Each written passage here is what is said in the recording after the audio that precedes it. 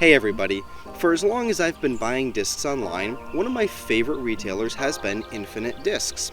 And as part of their 2023 State of Disc Golf survey, they asked the people, have you heard of these brands? If you take a look towards the top of this graphic here, you're going to see Goliath Discs ranking in at 82.7% of people not knowing who they are. Well, Goliath ran the most recent tournament that I competed in. If the discs are there and no one's ever heard of them before, let's give them a shot. This is the putter, this is the Genesis.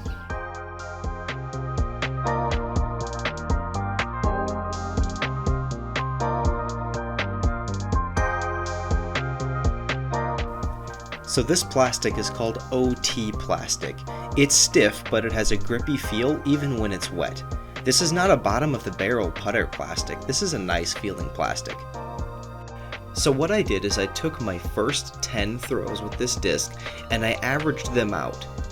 I came up with 279 feet, so I'm not a huge arm player, but hopefully this gives you a little bit of a basis to kind of tell where you're going to be at. I did notice that when I was trying to throw it flat, it did have a little bit of ride to the right, but it never totally turned over and burned on me. When I threw this putter on a hyzer line, it would pop up just a little bit, but it would ride that hyzer pretty well. Since this putter is a bit understable, where it really shines is those anhyzer throws. It was not terribly uncommon to launch this thing over 300 feet on an anhyzer line.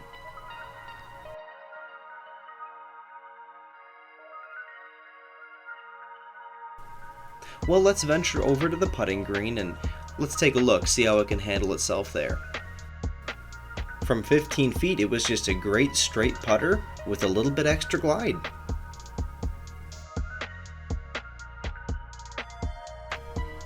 Once you start reaching about 30 feet, personally, I'm just not a great putter, but this did make it just a little bit easier. That great glide really did help carry it into the basket. And of course, it's always fun to get one from downtown.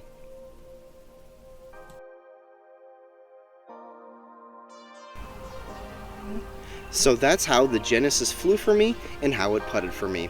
If you're still watching this video, then I thank you for sticking around so long.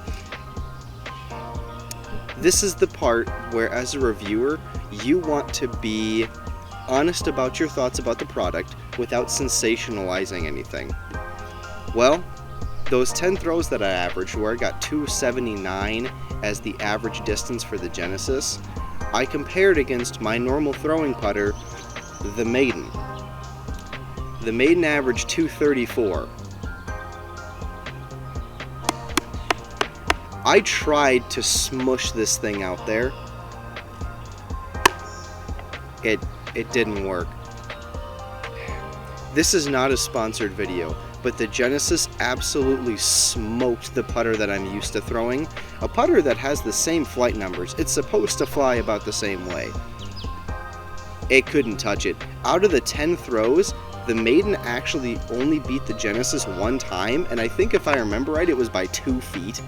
So yeah, the Genesis really impressed me today. It does go to show you that even if a brand is small, that really doesn't matter. If they have good stuff, they have good stuff. This is not going to be the only Goliath video on this channel.